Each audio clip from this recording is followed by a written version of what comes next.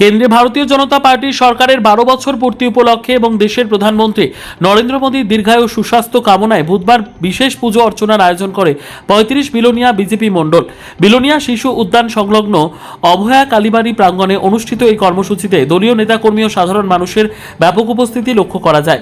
অনুষ্ঠানে উপস্থিত ছিলেন দক্ষিণ ত্রিপুরা জেলা পরিষদের সভাধিপতি দীপক দত্ত, বিলোনিয়া পৌর পরিষদের চেয়ারম্যান নিখিল চন্দ্র গোপ, প্রদেশ বিজেপির তথ্য প্রযুক্তি বিভাগের দায়িত্বপ্রাপ্ত চন্দন দেবনাথ সহ দলের অন্যান্য নেতৃত্ব ও কর্মীরা। এদিন প্রথমে বিজেপির মহিলা মোর্চার উদ্যোগে বিশেষ পূজা অর্চনা অনুষ্ঠিত হয়। প্রধানমন্ত্রী নরেন্দ্র মোদীর সুস্বাস্থ্য, দীর্ঘ জীবন এবং দেশের সার্বিক উন্নতি কামনা করে প্রার্থনা করেন উপস্থিত ভক্ত ও দলীয় কর্মীরা। পুজো শেষে প্রসাদ বিতরণ করা হয়।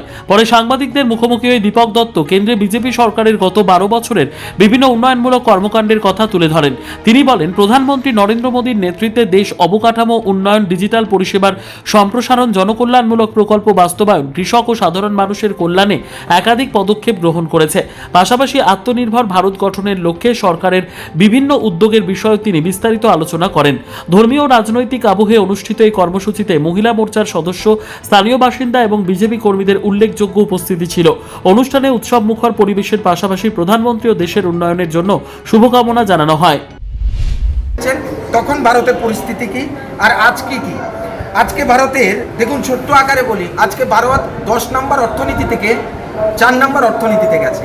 আজকে ভারত পৃথিবীর সবচেয়ে বৃহত্তম স্বাস্থ্য বীমা যোজনা চালাচ্ছে। আজকে ভারত এয়ারপোর্ট, আজকে কতটা এয়ারপোর্ট ছিল, আজ ভারতে কতটা এয়ারপোর্ট, আজ এর আগে 2014-তে কতটা IIM ছিল, এখন কতটা।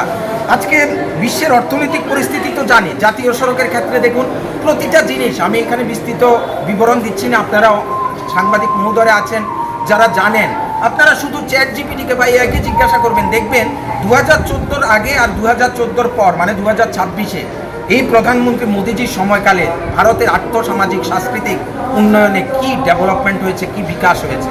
আমরা এই বিকাশকে সাক্ষী রেখে আজকে 12 বছর পূর্ণ এবং সর্বোচ্চ দিন অতিক্রান্ত হয়েছে বলে অভয়া কালীবাড়িতে এসেছি। আমাদের সমস্ত নেতৃত্বরা, কার্যকর্তারা এসেছেন, পাশাপাশি সাধারণ মানুষও এসেছেন, শুধু ভারতীয় জনতা পার্টির কার্যকর্তা না। অর্থাৎ সবাই চান মোদীজি সুস্থ থাকুক, মোদীজি আরও দীর্ঘদিন আমাদের এই দেশের প্রধান সেবক রূপে সেবা করুক, আর আমাদের দেশের শ্রীবৃদ্ধি ঘটুক, আমাদের একেবারে অন্তর্দয় পর্যন্ত উন্নয়ন ঘটুক। এটাই বলেছি। নমস্কার, ধন্যবাদ।